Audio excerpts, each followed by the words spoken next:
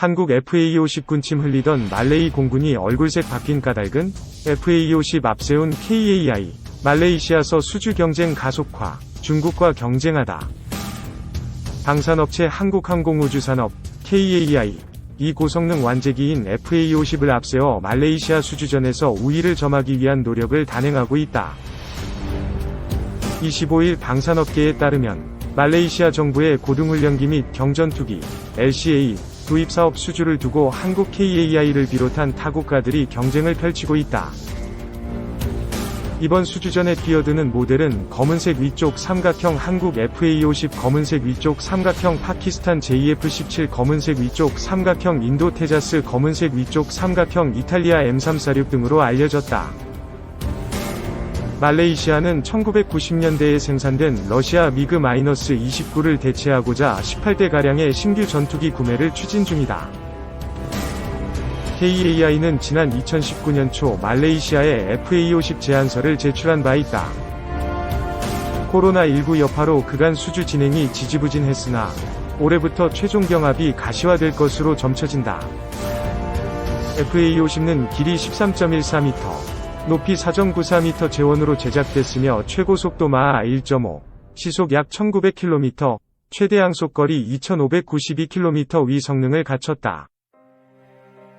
또한 야간 투시 장치, MVIS 등 최첨단 장비 등이 탑재돼 주야간 환경에 관계없이 임무를 수행할 수 있으며 디지털 방식의 비행 제어 기능, 20mm 기관포 공대공 미사일, 공대지 미사일 등을 갖춰 임무 수행 능력이 뛰어난 것으로 알려져 있다. KAI는 현재 말레이시아 외에도 태국 등의 FA50 수출을 추진하고 있다. 아울러 캄보디아, 인도네시아에도 KUH 초도 물량 등의 수출을 적극 타개하고 있다.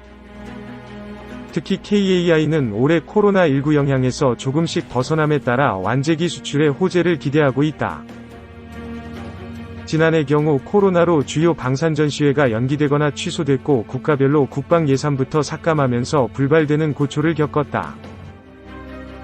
안현호 KAI 사장도 지난달 열린 기자회견에서 올해 완제기 수출 전망과 관련해 긍정적인 예상을 점친 바 있다. 그는 완제기 수출은 태국에서도 좋은 소식이 있을 것으로 보이고 특히 콜롬비아가 FA50을 눈여겨보고 있어 우리도 상당한 공을 들이고 있다. 며 지난해 상반기부터 콜롬비아와 말레이시아에 공을 들였는데 수출을 성사시키기 위해 전력 투구 중이라고 강조했다. 2. 말레이시아, 한국 경공격기, FA50 도입 아세안 네 번째 국가 될까? 한국항공우주산업, KAI, 이 아세안 국가들을 대상으로 방산 제품의 수출 확대를 위해 박차를 가하고 있다.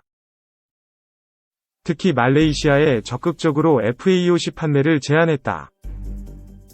KAI는 한 아세안 특별정상회의 참석차 방한한 말레이시아 총리 일행이 본사를 내방해 항공기 생산 현장을 시찰했다고 25일 밝혔다. 마하티르 빈 모하마드 말레이시아 총리는 경공격기 FA50, 기본훈련기 KT-1, 수리온 헬기 KUH-1 등을 중점적으로 살펴봤다. 그는 생산시설을 직접 보니 더욱 신뢰가 간다. 며 협력관계를 지속적으로 이어가길 바란다. 고 말했다. 말레이시아 공군은 현재 차기 고등훈련기 경전투기 LCA 도입 사업을 추진 중이다. KAI는 경공격기 FA50을 제안했다. FA50은 높은 가동률을 기반으로 한국 공군에게 성능을 인정받은 경공격기다. 말레이시아가 FA50 항공기를 선정하면 아세안 10국 중 인도네시아, 필리핀, 태국에 이어 네 번째 국가가 된다. KAI는 이날부터 사흘간 부산에서 진행되는 한 아세안 특별정상회의에 참석한 아세안 정상들을 대상으로 김해공항 제5 공중기동비행단의 FA50, KT-1, KUH-1을 전시하고 있다. 앞서 KAI는 말레이시아 LIMA 에어쇼, 태국 DNS 방산 전시회에 참석해 한국산 방산 주력 제품을 선보이는 등 각국군 관계자들과 다양한 협력 방안을 논의해왔다. 이날 KAI는 FA50 등의 한국산 항공기를 하산날 볼키아 브루나이 국왕에게도 소개했다. 지난 24일에는 안현호 KAI 사장이 델핀 로렌자나 필리핀 국방장관을 만나 FA50 추가 수출과 KT1에 대해 심도 있게 협의하는 등 공격적인 수주 활동을 진행했다. 오는 28일에는 KAI 사업본부장이 한국인 기업인과 응우옌 수원푹 베트남 총리 간 간담회에 참석해 수리온 의무 후송 헬기와 KT1을 소개할 계획이다. KAI 관계자는 T-50은 인도네시아 첫 수출을 발판으로 삼아 필리핀, 태국 등 수출 시장을 개척했다 면서 앞으로도 아세안 각국과 방산협력을 강화해 조기에 수출을 성사시키겠다고 했다. 3. 항속 무장 능력 열세 FA50. 성능 개선 필요하지만 공군이 국산 경공격기인 FA50이 우수성을 홍보하고 있지만 정작 현장의 임무 조종사들은 성능의 제약을 아쉬워한다. 가장 대표적인 문제가 항속거리다.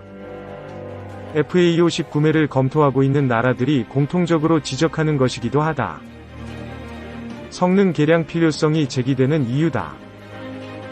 T-50 고등훈련기를 기반으로 개조 개발한 FA50 경공격기는 전투기급 비행 성능을 자랑한다. 최대 마하 1.5위 속도로 비행할 수 있는데 마하 0.7에서 0.95 영역에선 F-16 전투기와 큰 차이가 없는 성능을 내는 것으로 알려져 있다.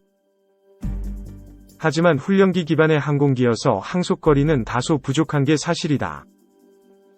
실제 전투임무 투입 시에는 2에서 3시간 정도의 항속 성능이 필요하지만 FA50은 최대 채공시간이 2시간이다. 이 때문에 1시간에서 1시간 30분 정도가 유효 작전 시간이다. 전투행동 반경 역시 F-16이 절반 수준인 444km 밖에 안 된다. 의 무장력도 단점이다. 현재 FA50은 AIM-9 공대 공유도탄과 매버릭, AGM-6호지, 제2담 JDAM, 한국형 정밀유도 폭탄, KGGB 등 공대지 유도탄을 탑재한다. 그러나 중거리급 공대공 및 공대지 무장은 없다. 수출 시장에서 경쟁 기종들에 밀리는 이유다. FA50 제조사인 한국항공우주산업, KAI, 은 FA52 공중급유 능력을 갖추는 방안을 고민하고 있다. 미 해군과 유럽 공군이 채택하고 있는 프로브 공중급유 방식을 우선 고려하고 있다. 악천후 상황에서 복수의 항공기에 동시 급유가 가능하고 소형기 급유에 용이하기 때문이다. 또 외부 연료 탱크를 150갤런에서 300갤런으로 대형화하거나 후방 동체에 연료 탱크를 내장하는 방안, 후방석을 연료 탱크로 개조하는 방안 등도 검토하고 있다. 이를 통해 채공 시간을 1시간가량 늘린다는 구상이다. 무장 역시 방공무기 사거리 밖에서 목표물을 공격할 수 있는 중거리 정밀유도 무장 능력 등을 확보한다는 계획이다. 이 같은 FA52 성능 개량은 수출 증대에 긍정적인 영향을 미칠 수 있다. 해외 경쟁 기종들이 긴 항속거리와 레이저 유도 무기를 탑재할 수 있는 상황에서 성능 열세를 극복할 수 있을 것으로 기대되기 때문이다. 실제로 경제력이 열악한 국가들이 FA50을 주력 전투기로 활용하기 위해 고성능 미사일 장착 등의 성능 개선을 요구하고 있는 것으로 알려졌다. 문제는 업체가 성능 개량 비용을 부담하기에는 한계가 있다는 점이다. KAI는 약 420억 원의 자체 예산으로 공대지 무장을 개량하고 있지만 공대공 무장 확장과 항속거리 개선 등을 위해선 2천억 원가량이 든다. 국가 예산 투입이 필요하다는 얘기다. 그러나 공군은 이제 막 F-16 전투기의 성능 개량을 진행하고 있는 상황에서 2016년 도입된 FA52 성능 개량은 시기상조라는 입장이다. 또 F4와 F5 전투기 도태에 따른 전력 공백은 한국형 전투기 KF-X로 메운다는 구상이라 성능 개량 필요성이 낮다고 주장한다. 게다가 FA50는 지상군을 돕는 근접 항공 지원 CAS 이주 임무여서 고성능일 필요가 없다는 이유도 있다. 현재 공군은 T-50 80여 대, FA50 60여 대를 운용하고 있다. 하지만 FA52 원형인 T-50은 15에서 20년이 지나면서 노후화와 부품 단종 등의 문제가 불거지고 있다. T-50을 2045년까지 사용하려면 성능 개량이 이뤄져야 한다는 것이다. 이 과정에서 FA52 성능 개량까지 함께 고민해야 한다는 목소리가 나온다.